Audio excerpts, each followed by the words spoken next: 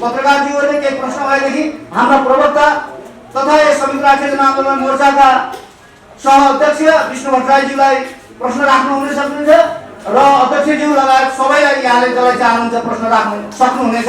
धन्यवाद। पत्रकार बन्धुहरू, यहाँका केही प्रश्न छन् भने अगाडि बढाउँ।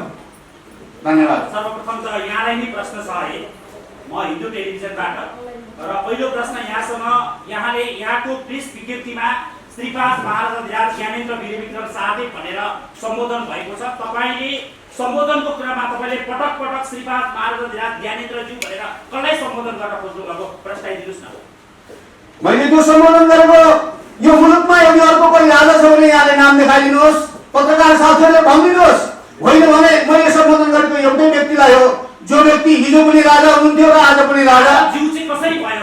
शाहदेव सरकार भनेर सम्बोधन तपाईले गर्नुहुन्छ, तपाईँ ज्यू भनेर व्यक्ति सरको व्यवहार तपाईँबाट कसरी आयो? किन ज्यू मैले कतै भनेको भने त्यो मिस्टेक हो।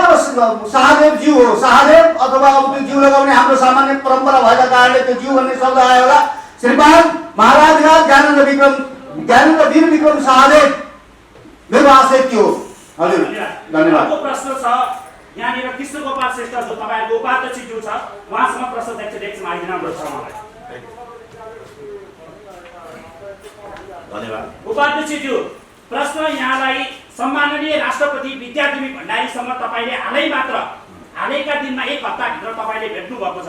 तपाईले यहाँ आएर राजाका कुरामा ठुला कुरा गर्नुहुन्छ, तर तपाईँ राष्ट्रपति विद्यादेवी भण्डारीलाई भेट्न जाँदा दलबल सहित 3 दर्जन भन्दा बढी संख्यामा लिएर जानुको कारण के हो? प्रश्नाइदिनुस् न। कारण के हो भने हामी अहिले यो जुन मुलुकको जुन परिस्थिति छ, गणतन्त्रले यो मुलुकलाई समाधान दिँदैन भन्ने पक्षमा हामी पुगिसकेका छौँ।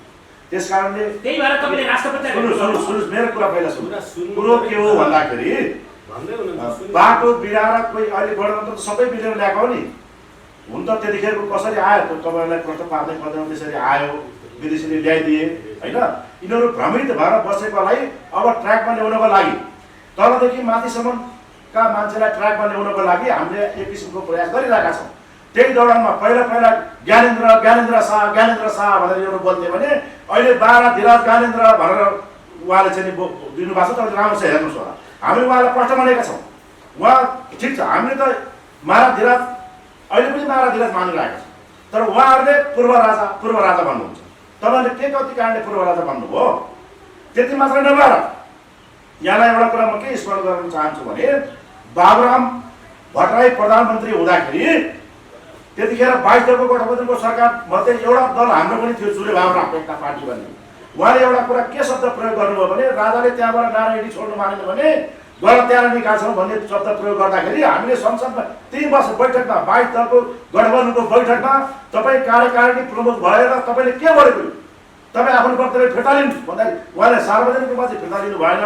तर हाम्रो बैठकमा चाहिँ 22 दलको गठबन्धनमा मेरो गल्ती भयो, सरी, आइन्दा म त्यसो भन्दिनँ। किनभने कार्यकारी प्रमुख त जनताले मानेको अहिले पनि उहाँ नै हो। तर पनि तपाईँहरूले चाहिँ अहिले उहाँलाई पूर्व राजा बनाउनु भएको छ भने कम्तीमा श्रीपाद नभने पनि ज्ञानेन्द्रजी त भन्न सक्नुहुन्छ नि, तपाईँले के भन्नुभएको भनेर भन्दाखेरि माफी माग्नु भएको छ। त्यस कारणले अहिले जति पनि विदेशको के अरे भरमा लागेर यिनीहरू जुन के अरे उ गरेर देश सिध्याउन हिँडेका छन्, शीर्षस्थ मान्छेहरूलाई पनि तपाईँहरूको बाटो गलत छ, तपाईँहरू गलत ट्र्याकमा हुनुहुन्छ भनेर हामीले सम्झाइरहेका छौँ र कति कुराहरू उहाँले मान्नु भएको छ। हामी वास्तवमा ट्र्याकमा छौँ, पदले गर्दाखेरि मैले यो कुराहरू बोल्न मिल्दैन, तर उहाँ हुनुहुन्छ, उहाँलाई हामी सम्मान गर्छौँ, उहाँ सम्मानित मान्छे भनेर उहाँले भन्नुभएको छ। अहिले अब अन्तिम प्रश्न हाम्रो अध्यक्षज्यूलाई राख्न चाहे। अध्यक्षज्यूसँग मेरो प्रश्न छ। अध्यक्षज्यूलाई तारानाथ उइकेजीलाई प्रश्न मेरो यो, विश्व हिन्दू महासंघ 338 र 25 बीचमा एकीकरण बनेर आएको विश्व हिन्दू महासंघलाई भान्ने गरी तपाईले पोखरामा जसरी 8 गतेबाट श्रीमद् भागवत महापुराण लाउँदै हुनुहुन्छ, तपाईँ त्यसका मुख्यकर्ता हुनुहुन्छ भनेर विश्व हिन्दू महासंघ कास्कीले प्रेस विज्ञप्ति जारी गरिसकेको अवस्था छ। तपाईँले एकता भनिरहँदा पोखरामा गएर एकता भान्नु भएको आरोप तपाईँमाथि लागेको छ, तपाईँ के भन्नुहुन्छ? अरू के छ प्रश्न? अर्को विषय के छ भन्दा हामीले उठाउन खोजेको विषय यहाँहरूलाई जानकारी, यहाँहरूसँग तपाईँहरूको प्रेस विज्ञप्ति आयो, तर तपाईँ साना साना विषयहरू माइतीघर मण्डलामा आएर आन्दोलन गर्नुहुन्छ, तर राजाबाट आइसकेको यो सम्बोधनका विषयलाई लिएर विज्ञप्ति मात्र हो कि माइतीघर मण्डलामा पनि आउनुहुन्छ? अरू कसै साथीहरूको प्रश्न? म प्रश्नलाई सम्बोधन गर्छु। मैले अघि सुरुमै भने हो, हुन त तपाईँहरू प्रश्न सोध्नलाई स्वतन्त्र हुनुहुन्छ। डिक्टेसन गरेर तैँले उत्तर दे भन्ने कुरा कति ठिक हुन्छ हुँदैन। हामीले भनेका छौँ कि त्यो प्रश्नहरूलाई सम्बोधन गर्नलाई मैले सुरुमै भने हरेक प्रश्नको जवाब दिनको लागि म संस्थाको प्रवक्ता सह-अध्यक्षको हैसियतले उपस्थित छु र हरेक प्रश्नको उत्तर आफूले चाहेकै हुनुपर्छ जरुरी छैन। अब अहिले श्री 5लाई सम्बोधन गर्ने कुरामा हाम्रो यो कार्यक्रम सञ्चालक मित्रप्रति जे प्रश्न उठिराखेको छ, एउटा कुरा अरू थपेर सोध्नुपर्ने तपाईँहरूले, यसमा तत्कालीन श्री 5 महाराजधिराज भनेर लेखा छ, अहिलेको महाराजधिराज को हो त भनेर सोध्नुपर्ने नि, सोध्नु भयो नि त। अनि यस कारणले गर्दाखेरि ज्यू भनेकै कारणले गर्दाखेरि त्यो राज संस्थाको अपमान चाहिँ होइन। अब अर्को कुरा तपाईहरुलाई म जिम्मेवारीका साथ भन्न सक्छु, म कानुनको विद्यार्थी पनि हो। जतिखेर राजा ज्ञानेन्द्रले प्रतिनिधि सभा पुनर्स्थापित गर्नुभएको थियो 63 वैशाख 11 गते, 63 जेठ 4 गतेको प्रतिनिधि सभाको घोषणाले राजाको अधिकारलाई कटौती गर्ने भनेर घोषणा आयो। त्यतिखेर सर्वोच्च अदालतमा मुद्दा हाल्ने मान्छे म, र राजाले बनाएको प्रतिनिधि सभाले राजाको अधिकार कटाउन सक्छ भनेर हामी गयौँ। गणेश राजी त पल्लो हुनुभयो। त्यतिखेर सर्वोच्च अदालतले भन्यो डक्ट्रिन अफ नेसेसिटी, आवश्यकताको सिद्धान्त। यसैले अहिले हाम्रो संविधानमा श्री 5 लेखा छैन होला।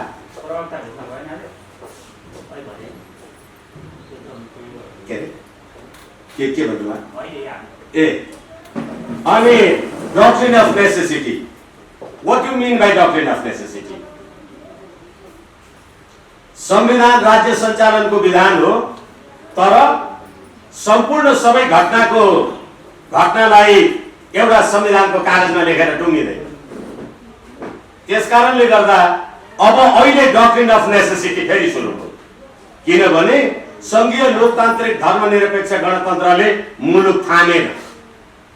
यसै कारणले गर्दा हामीले नेपाली जनताको राजकीय सत्ता र सम्प्रभु सत्तालाई प्रयोग गरेर डक्ट्रिन अफ नेसेसिटी अब राज्य सत्ता सञ्चालनका लागि राजा सहितको प्रजातन्त्र, प्रजातन्त्र सहितको राज संस्था, हिन्दू राष्ट्र र अखण्ड नेपाल भन्ने हो। र अर्को कुरा,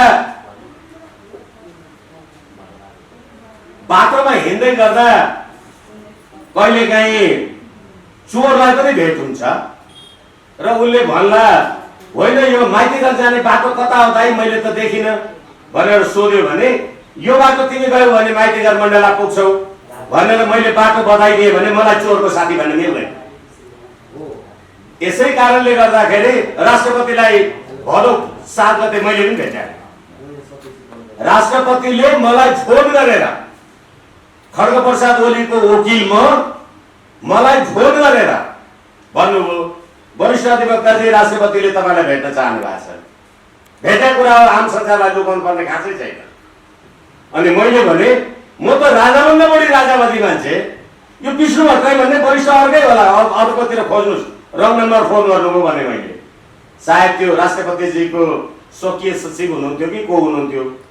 हस् म एकचोटि सोध्छु भन्नुभयो बिहिबार, अनि फेरि शुक्रबार पनि फोन गर्नुभयो राष्ट्रपतिजीले तपाईँलाई नि भेट्न भने आयो भनेर। अनि मैले भने अब म त गाडी घोडा मोटर केही छैन, म त्यो कुनै हाई प्रोफाइलको मान्छे होइन भन्दा होइन म गाडी पठाइदिन्छु भन्नुभयो। अनि शनिबार गएर मैले भेटायो। भेट्दाखेरि राष्ट्रपतिजीले मैले महामहिम राष्ट्रपति भनेर सम्बोधन गर्दा मलाई महामहिम भनिराख्नु परेन अहिले भन्दा मैले भने तपाईँको खल्तीमा भएको नेपाली नागरिकताको प्रमाणपत्र कहाँबाट आयो? पृथ्वीनारायण शाह नभइदिएको भए, तपाईँ हाम्रा पूर्वजले यो देश नबनाएको भए तपाईँ नेपाली हुनुहुन्थ्यो, उहाँले स्वीकार गर्नु। त्यसैले जनताको मानसिकता 62-63 जनताले ढुङ्गा हानेको कुरा हिजो ठिक ठानेर हान्थ्यो होला, अहिले पश्चाताप गरेर हामीलाई बाटो हिँड्दाखेरि पनि नमस्ते गर्ने मान्छेको भेट हुन्छ। होइन भने राजावादी मान्छे मैला ढुङ्गा हान्नुपर्ने नि। यस कारणले गर्दाखेरि समयले जे कुरालाई आवश्यक मानेको छ त्यो कुरा अहिले राजाको सम्बोधनमा आएको छ र त्यो सम्बोधनलाई नेपाली जनताले साँच्चै गणतन्त्र ल्याएको थियो भने त पुष्पकमल दाहालजीले अस्ति भदौ 31 गते भनेको होइन, यो संविधान प्रतिक्रियावादी संविधान हो, म कम्युनिस्ट मान्छे संसदीय व्यवस्थाको संविधान मान्दिनँ, हामीले नोट अफ डिसेन्ट लेखेका छौँ। हामी पनि संविधान सभामा थियौँ, हामीले भन्यौँ हामी राजावादी मान्छे, हामी गणतन्त्र मान्दैनौँ। नेपाली कांग्रेस अहिले नाटक गरेर हुन्छ, नरेन्द्र मोदीजीसँग धर्म सापेक्षको नरेन्द्र मोदीजीसँग आशीर्वाद माग्ने, आफू धर्मनिरपेक्ष हुँ भन्ने, बिपी कोइराला मेरो मान्छे हो भन्ने, बिपी कोइराला चाहिँ राजाको घाँटी र मेरो घाँटी जोडिएको छ भन्ने, यस्तो कुराको मान्यता हुन्छ। यस कारणले गर्दाखेरि जनताको मुड अब चेन्ज। अब हिजो तपाईलाई भोट हाल्ने जनताले अब मलाई भोट हाल्छ अनि राजा जनताको राजकीय सत्ता र सम्प्रभु सत्तालाई तिमी अहिले राजनीतिक दलमा बसेका अमेरिकामा गएर संयुक्त राष्ट्रसङ्घमा भाषण गर्दाखेरि नेपालमा एमसीसी पास गर्नलाई यहाँ त कुरा गरे हुन्छ, मेरो जिल्लामा गएर भने जिउँदो फर्किन्छु कि फर्किँदैन भन्नेहरूले एमसीसी पास गर्नलाई पार्लियामेन्टमा पठाएको हो नेपाली जनताले, त्यो कुरालाई राजाले सम्बोधन गरेको भनेर संयुक्त राष्ट्रिय जनआन्दोलन मोर्चाले यो कुरा गरेको। अब समाजमा द्वन्द्व भन्ने कुरा सधैँभरि चल्छ। विश्व हिन्दू परिषद होला अथवा हरेक खालका संघ संगठन संस्थाहरू होलान्, वाद विवाद र वाद विवाद गरिएन भने आमाले पनि त 10 महिना पेटमा बोकेको बच्चा जन्मिने बित्तिकै पहिले रुन्छ नि, फेरि यत्रो दुःख गरेर बच्चा पाएको मलाई हाँस्नुको साटो त रुँदो पो रहेछ भनेर छोरालाई छोड्ने होला भने। यस कारणले कहीँ वाद विवाद पर्यो होला, कहीँ तलमाथि भयो होला, किनभने हामी विचार र अभिव्यक्तिको स्वतन्त्रतालाई राख्छौँ, सम्मान गर्छौँ। त्यसकारण पोखरा म पनि गएको थिएँ, तारानाथ लुइटलजीसँग पोखरा जाने मान्छेको मान्छे म पनि हुँ। त्यहाँ आयोजक साथीहरूले राष्ट्रिय जनआन्दोलन मोर्चाको रूपमा जुन प्रकारको हामीलाई सहभागिता र सहकार्यका लागि दिनुभएको छ भने विश्व हिन्दू परिषद अथवा धर्मको कुराको लागि एउटा यज्ञ चलिराखेको छ भनेदेखि त्यसमा वाद प्रतिवाद भयो भन्ने बित्तिकै यो भान्ने कुरा होइन, शब्दको लागि ध्यान दिनु। यसै कारणले आमा भन्यो भने है छोरा भन्ला, ए बाउको श्रीमती भन्यो भने के भन्ला, कुरा त एउटै हो नि। यस कारणले गर्दा त्यो हामी बीचको अन्तर्क्रिया हो, यसमा द्वन्द्व छैन। धन्यवाद। आज हामीले यो पत्रकार सम्मेलन किन गर्नु पर्यो भन्ने कुरा हाम्रो यो प्रेस विज्ञप्ति मार्फत यहाँले बुझिसक्नु भएको छ। यसलाई मैले बढी लामो कुरा गर्नुपर्ने छैन। हामी संयुक्त राष्ट्रिय जनआन्दोलन मोर्चालाई अहिले लिएर हामी जनता सामु हिँडेका छौँ र अस्ति भर्खर हाम्रो बडा दसैँ आज समाप्त हुँदैछ र हामी खुसियाली साथ हाम्रा पूजनीय आदरणीय दाजु बुवा हजुरबाबाट आशिष थापेर हामी आफ्नो गन्तव्यमा पुगेका छौँ। त्यसैले अस्ति फुलपातीका दिन श्री बाल महाराज राज सरकारबाट प्रजातन्त्रको लागि राज संस्थाको लागि प्रजातन्त्र सनातन संस्कृति समाज नेपालले जुन एजेन्डा लिएको थियो सरकारले पनि त्यसैलाई निरन्तरता दिएर हामी सनातनी हाम्रो धर्म परम्परा संस्कृतिलाई हामीले जोगाड गर्न सकेनौँ भने हामी नेपालमा बसेर हामी नेपाली भएर हामी नेपालको एउटा अस्तित्व हामीले मेटाउने काम अब गर्नु हुँदैन। जे जस्तो गणतन्त्रले लियो 14 वर्षसम्म गणतन्त्रले नेपाली जनतालाई दिएका आश्वासनहरू कुनै पनि पुग्न सकेनन् र पुग्न सकेनन्। नेपालका दलहरू आज बलियो भए, भ्रष्टाचार गरेर अकुत सम्पत्ति कमाउने भए तर जनतालाई दिएका आश्वासन पुरा गर्न सकेनन्। र राजाले पनि म ठुलो हेरेर जनताको लाइनमा बस्दिनँ। जुन महान वैद्यले जुन भन्नुभएको थियो, राजा प्रजातन्त्रिक राजा भयो भने हामीले राजा स्वीकार्न सक्छौँ। त्यही अवस्थामा बडा दशैंको फुलपातीको दिन राजाले आफ्नो वक्तव्यमा भनिबक्सेको हो, जुन कुरा प्रजातन्त्र बिनाको राज संस्था बिनाको प्रजातन्त्रमा म रहिरहेको छु, म छु त्यसमा, जनताका लागि अगाडि छु भन्ने कुरा राजाले प्रश्न आफू धारणा जनता सामु राखिरहेको छ। यी राजाको जुन महानाडीलाई राजाले जुन घोषणा गर्नुभएको कुरालाई म तारानाथ लुटेर अध्यक्षको हैसियतले म कृतज्ञता ज्ञापन गर्छु र हार्दिक स्वागत गर्न चाहन्छु। मोर्चाका सम्पूर्ण परिवारको तर्फबाट म कृतज्ञता ज्ञापन गर्न चाहन्छु। हामी नेपाली 116 राष्ट्रले नेपाल शान्ति क्षेत्र नेपाल राजा महाराज राज सरकारबाट यही कुरालाई लिएर हिँडेको नेपाल एउटा 116 राष्ट्रले नेपाल शान्ति क्षेत्र नेपाल बनाएको देश आज यसलाई अशान्तिमा बचाउनु पर्ने कारण किन?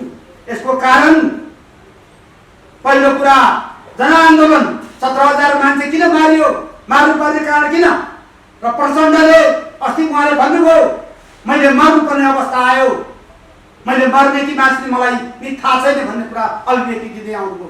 कहिले सान र मान महाराज राजकै हो, हाम्रो त रहेनछ, हामीले गल्ती गरेछौँ भन्ने कुरा उहाँले बारम्बार दोहोऱ्याउनु भएको छ। अकुत सम्पत्ति कमाउनु भयो, विदेशमा लगेर सम्पत्ति राख्नुभयो। उहाँले केका लागि उहाँले गर्नुभएको छ भन्ने कुरा आफैमा आफै अहिले ओकल्दै हुनुहुन्छ। जसले 17,000 मान्छे मराउने काम गर्यो त्यो व्यक्तिले आज गणतन्त्रको संवाद नेपाली काङ्ग्रेस आफ्नो बाटो बिराएर यो मुलुकलाई द्वन्द्वमा द्वन्द्व धकेल्ने काम नेपाली काङ्ग्रेसले गरिरहेको अवस्था छ। म ठोकको साथ भन्न चाहन्छु, उसले संवैधानिक राज संस्था वैदिक समाज र हिन्दू अधिराज्य अखण्ड नेपालमा अडिग भएर गिरिजाप्रसाद कोइराला बसिरहनु भएको भए आज गिरिजाप्रसाद कोइराला महान हुनुहुन्थ्यो। आज काङ्ग्रेसले यो गति छाड्नले, यो काङ्ग्रेसले यो कुरा छोडेर विदेशीको बुई चढेर गणतन्त्रको पुच्छर भएको कारणले गर्दा आज यो मुलुकको यो अवस्था आएको हो। यही अवस्थालाई चिर्नका लागि महाराज राजबाट आएको सन्देश नेपाली जनताका लागि अहिले सान्दर्भिक, नेपाली जनताका लागि, जनताहरूको लागि अब हामी घर यो मुलुकलाई संवैधानिक राज संस्था अनिवार्य रहेछ भन्ने कुरा नेपाली जनताले बुझेका छन्। वैदिक सनातन हिन्दू अधिराज्य अब यो मुलुकको खाँचो हामीलाई त भोलि आएको रहेछ। हामीलाई त्यसै विकासका कुराहरू, आर्थिक कुराहरू र नेपाली जनताका घाँस बाँसका कुराहरू देखाएर झुटो आश्वासन मात्रै दिएको रहेछ भन्ने कुरा अब नेपाली जनताहरूले प्रश्न बुझिसकेको अवस्था देखिएको छ। र हाम्रा चाडपर्व रीतिरिवाजलाई आज पाखा लगाउने यी नौटङ्गी नाटक गर्ने को हुन्? बाबुराम भट्टराईको विभिन्न उसमा गतिविधिमा आएको कुरा हामीले देखेका छौँ, हामीले सुनेका छौँ। तर उहाँ अस्ति आफ्नो बुवाको हातबाट टिका उहाँको सिङ्गतिर उहाँले टिका किन लगाउनु भयो? उहाँ जब गणतन्त्रवादी, उहाँ क्रिस्चियनको झोला बोकेर हिँड्ने, क्रिस्चियनको अगुवाई गरेर हिँड्ने, तल्लो जातिहरूलाई हामी तल्लो जाति भनेको छैनौँ। 2020 सालमा स्वर्गीय राजा महेन्द्रले छुवाछुत प्रथा हटाइबक्सेको हो। कोही नेपाली, सबै नेपाली हामी एक हौँ, जुनसुकै नेपाली मन्दिरमा जान पाउने, जसले को घरमा गएर खाना बस्न इच्छाले पाउन सक्ने भन्ने त्यति बेला 2020 सालमा स्वर्गीय राजा महेन्द्रद्वारा मुलुकी यानमा आइसकेको कुरा हो। उहाँले बढाइ चढाइ गर्नु पर्ने कुरा भएन। उहाँले लागू गर्न सक्नु पर्यो, लागू गराउन सक्नु पर्यो। तर भट्टाई कामी बन्दैमा भट्टाई कामी हुने होइन। तर उहाँले तल्लो जातिलाई उचाल्ने काम गर्नुहुन्थ्यो। एकातिर गर्नुहुन्छ भने नौटङ्गी नाटक, एकातिर बडा दशैं भगवतको प्रसाद बाहुनको हातबाट टिका लगाउनुहुन्छ। उहाँ कस्तो खालको मान्छे, कस्तो नौटङ्गी नाटक रच्नु भएको भन्ने कुरा हामीले देखेका छौँ। त्यसैले म आदरणीय पत्रकार साथीहरूलाई पत्रकारको चौथो अङ्ग, राष्ट्रको चौथो अङ्गमा आदरपूर्वक सत्कारपूर्वक राख्न चाहन्छु। जनता सामु तपाईँले कुराहरू पुर्याइदिनुपर्छ भन्ने कुरा म राख्न चाहन्छु। अब यो मुलुकमा संविधान आयो 72 को, तर विधिको शासन नै हुँदैन। त्यो संविधान कार्यान्वयन गरेर संविधान कार्य गरिएन भने त्यो विधिको शासन किन संविधान चाहियो? संविधान त छँदै थियो नि 2047 सालको संविधान। त्यही संविधानलाई लिएर हिँडेको भएकै हामीले थियो नि, त्यहाँ अरू कुरा गर्नु पर्ने थिएन। र 72 को संविधान नौटङ्की 6 सालमा चलाएर खरबौँ खरब रुपियाँ सकेर ल्याउनु पर्ने अवस्था थिएन। र हिन्दू धर्मका जुन प्रश्नवाली चिन्ह लगाएर जनताले दिएको 80% चिन्ह आज मेटाउनु पर्ने जरुरी थिएन। आज त्यो बोरा नखोलिकन हचुवाको भले यो मुलुकलाई धर्म निरपेक्षता लाग्नु पर्ने काम थिएन। गरियो किन? यहाँका दलहरूले गरेको होइन, विदेशीको आडले, पश्चिममा मुलुकको आडले यो कार्य गरेको प्रश्न देखिन्छ, प्रश्न थाहा हुन्छ। अब नेपाली जनता जागिसकेको अवस्था छ। त्यसैले गर्दा विधिको शासन अडिग रहनुपर्छ। आज अदालतले प्रधानमन्त्री नियुक्ति गर्नुपर्ने, प्रधानमन्त्री नियुक्ति गरिदिनु पर्ने, आज अदालतले संसद नियुक्ति दिनु पर्ने, यस्तो अवस्था यो देखिएको हुनाले म आदरणीय पत्रकार सामु यी कुराहरू राख्न चाहन्छु।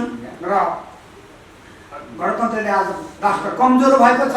आज नेपाली जनताहरू आज हेर्नु आर्थिक सङ्कट, भ्रष्टाचार चुल्लुमा देश, आज विदेशमा लगेर सम्पत्ति राख्ने, अनि नेपाली जनता आज महँगो मारमा परेर महँगो वस्तु खाद्य वस्तु किन्नुपर्ने अवस्था कसले ल्यायो? यही गणतन्त्रका कारणले ल्याएको छ। आज यो भाउको मूल्याङ्कन गर्न नसक्ने र भाउको कति भाउ निर्धारण गर्न नसक्ने यो सरकार, माथि सरकार र आफ्नो मात्रै कार्य गरेर हिँडेको हुनाले यो सरकार नेपाली जनतालाई अब चाहिएको छैन, गणतन्त्र चाहिएको छैन भन्ने कुरा प्रश्न देखिन्छ।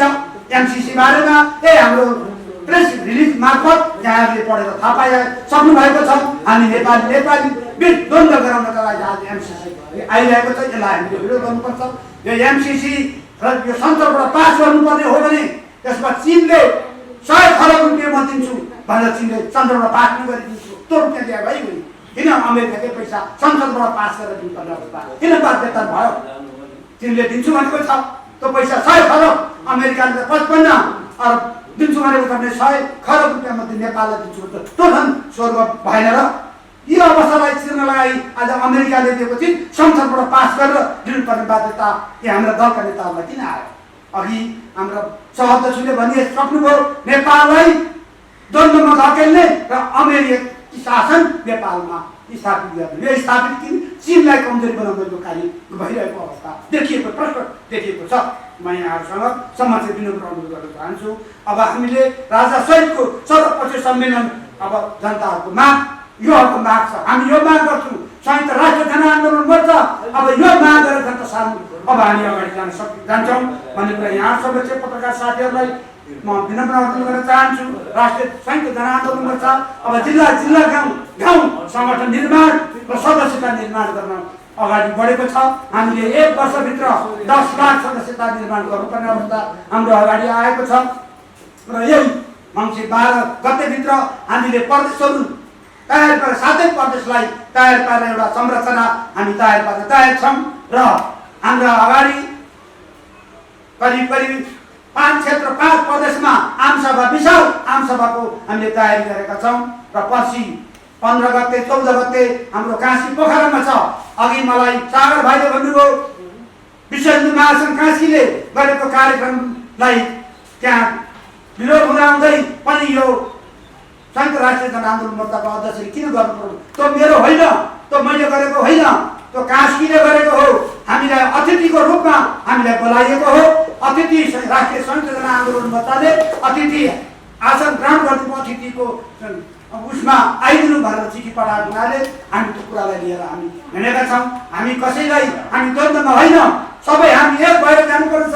विश्व हिन्दू महासङ्घ पनि एक हुनुपर्ने अवस्था छ, संयुक्त राष्ट्रिय जनआन्दोलन पनि एक भएर हामी अगाडि बढ्यौँ भने अवश्य हामीले हाम्रो लक्ष्य प्राप्ति गर्नलाई, हामीले धर्मनिरपेक्षता खारेज गर्नका लागि हामी सडकमा उत्रिनु पर्ने एकातिर छ भने एकातिर सडक आन्दोलन पनि गर्नुपर्ने अवस्था छ, एकातिर सङ्गठन विस्तार पनि गर्नुपर्ने अवस्था हाम्रो अहिलेको खाँचो छ। आज अब भएका पार्टीहरूले जुन यी मुद्दा लिएका पार्टीहरूले बाटो बिराएका कारणले गर्दा आज हामी यो बाटो लाग्नुपर्ने अवस्था हो।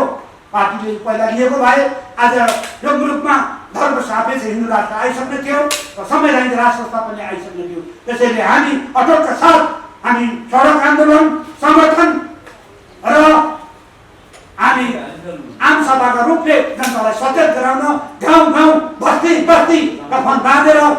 हाम्रा एजेन्डाहरू स्थापित गर्न जाउन सक्छु भन्ने कुरा म यहाँहरूसँग विनम्र अनुरोध गर्न चाहन्छु।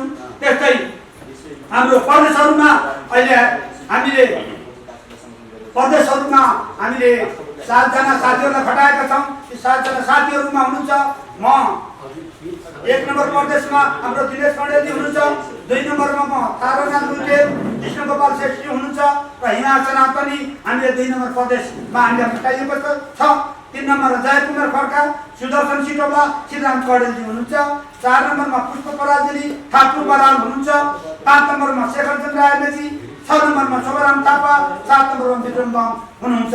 यसैले गर्दा हामीले अब सङ्गठनलाई विस्तार र सडक आन्दोलनमा हामीले र आम सभामा हामी जोड दिएका छौँ र पत्रकार साथीहरूले धेरै कुराहरू जस्तो सामु पुर्याइदिएर हामीले आउने दिनहरूमा आउने वर्षहरूमा फागुनभित्रमा सशक्त रूपले हामीले काठमाडौँमा लाखौँ मान्छे उतार्नका लागि सम्पूर्ण पत्रकार साथीहरूलाई आफ्नो धारणाहरू सबै ठाउँमा पुर्याइदिन संयुक्त राष्ट्रिय जनआन्दोलन मोर्चा 2078 का वरिष्ठ उपाध्यक्ष तथा संगठन विभाग प्रमुख आदरणीय मित्र दिनेश कण्डेलज्यूलाई आफ्ना सारगर्भित भनाइहरू छोटकरीमा राख्नको लागि अनुरोध गर्न चाहन्छु।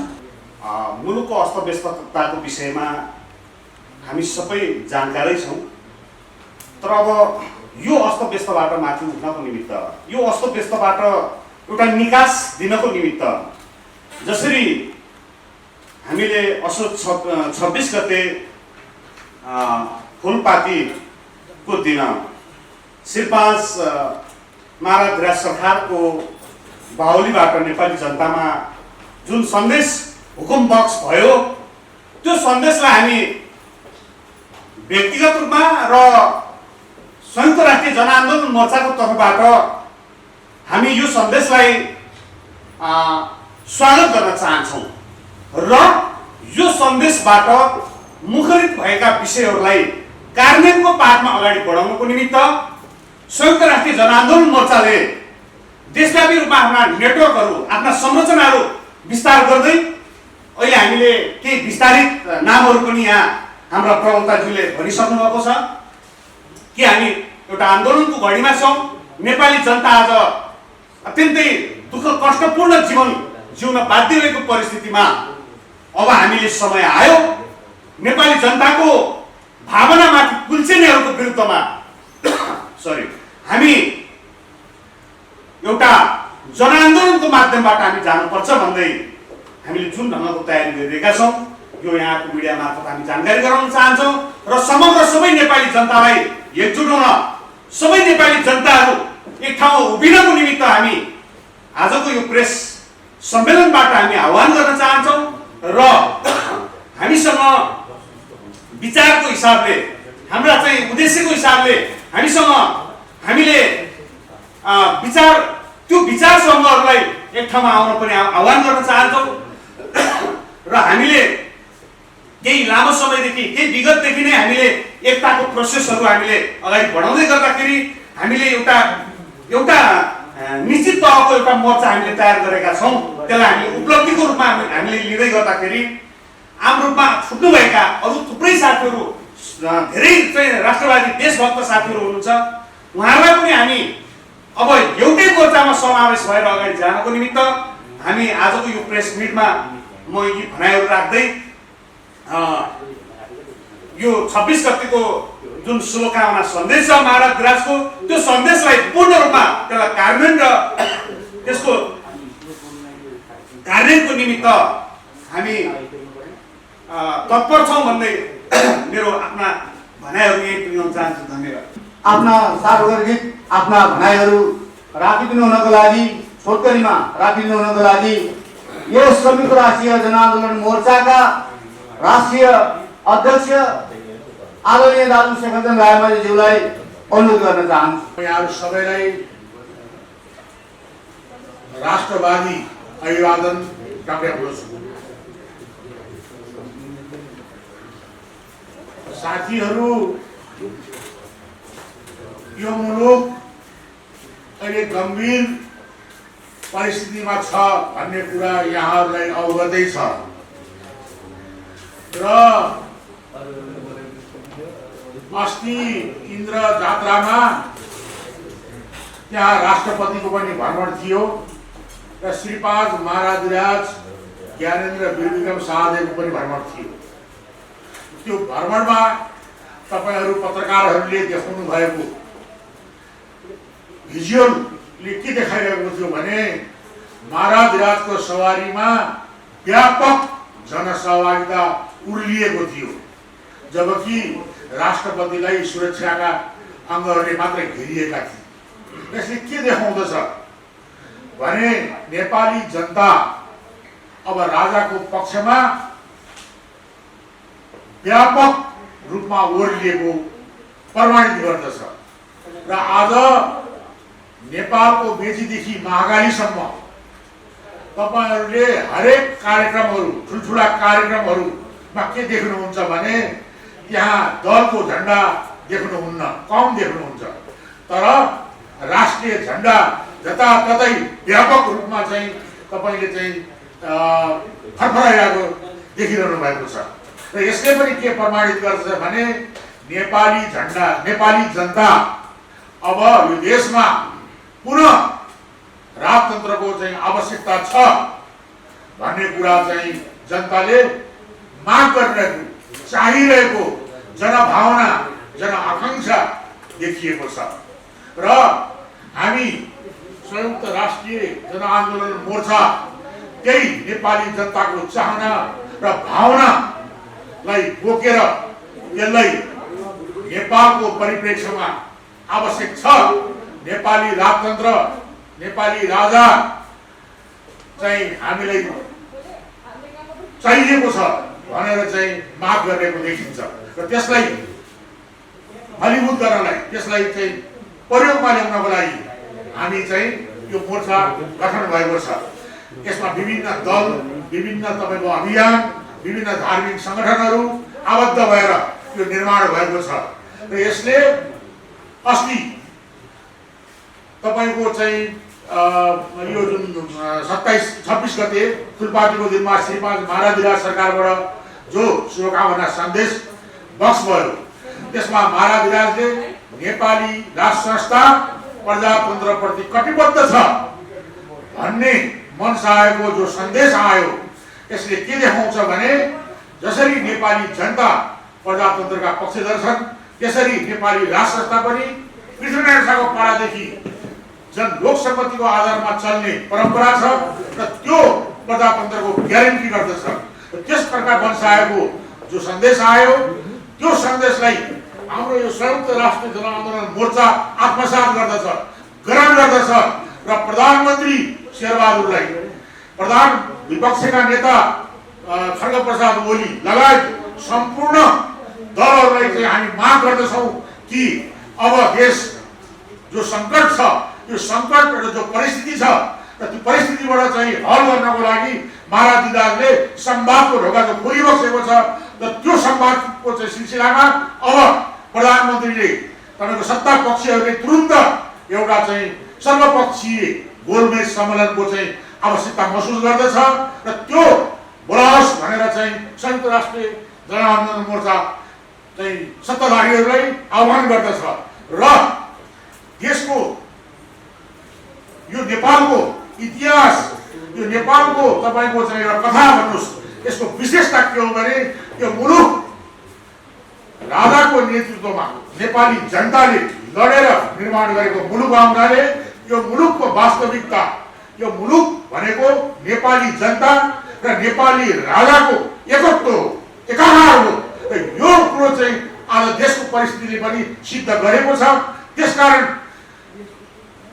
त्यसकारण अब तुरुन्त यो राष्ट्रिय समस्या हल गर्नको लागि फेरि पुनः एउटा चाहिँ सर्वपक्षीय गोलमेज सम्मेलनको चाहिँ तपाईको चाहिँ माग गर्दै म यहाँहरूसँग बिदा हुन्छु। धन्यवाद।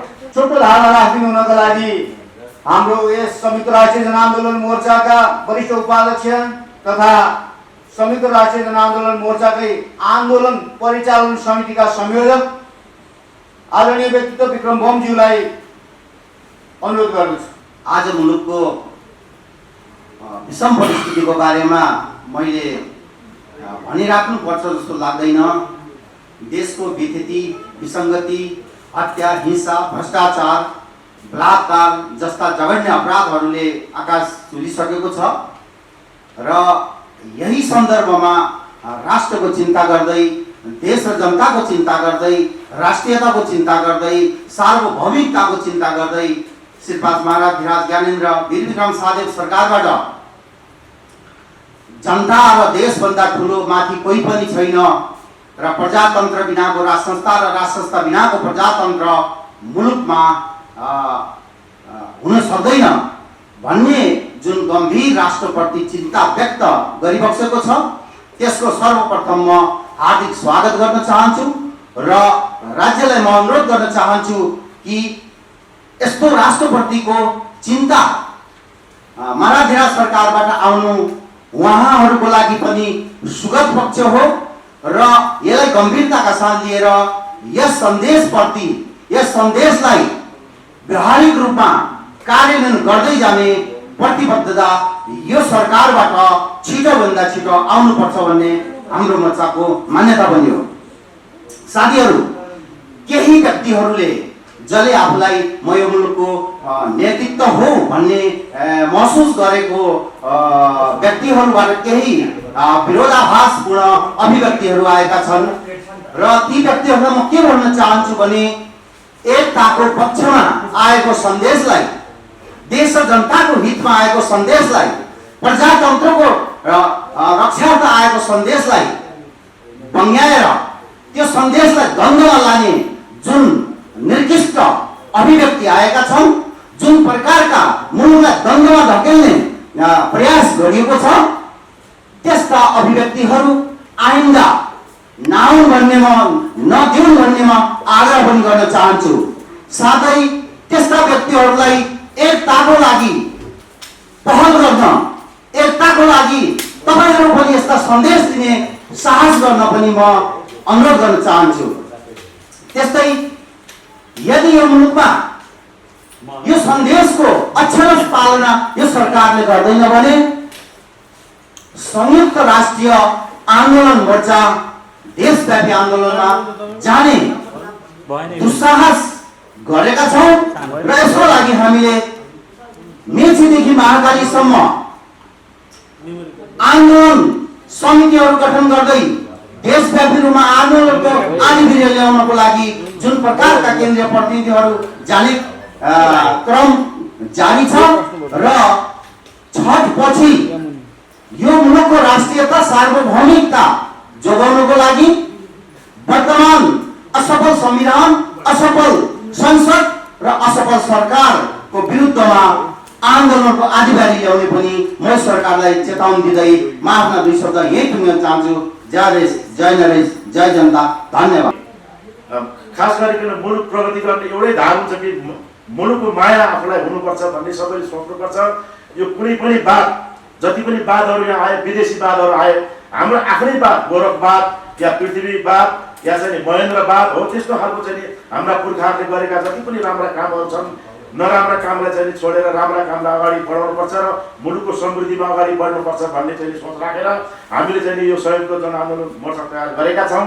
यो मोर्चाद्वारा यी विदेशी दलाल जति पनि अहिले देश बेचेर खाना भनेर जुन लागिरहेका छन्, यिनीहरूलाई चाहिँ यिनीहरूको चाहिँ पुरा पर्दाफास गरेर यिनीहरूलाई चाहिँ भोलि चाहिँ कटघरामा राखेर या साङ्गाले बाँधेर, मेचीदेखि महाकालीका जति पनि भ्रष्टहरू छन् यिनीहरूलाई साङ्गाले बाँधेर कुदाएर यिनीहरूलाई खेदाएर अनि स्वच्छ नेपालीहरूको चाहिँ एउटा चाहिँ आफ्नै किसिमको व्यवस्था चाहिँ ल्याउने भन्ने उद्देश्यका साथ हाम्रो मोर्चा लागेको छ। धन्यवाद। पत्रकार साथीहरू, हाम्रा संयुक्त राष्ट्रिय जनआन्दोलन मोर्चाका वरिष्ठतम व्यक्तित्वहरूले आफ्ना विचार र धारणाहरू राखिसक्नु भएको छ।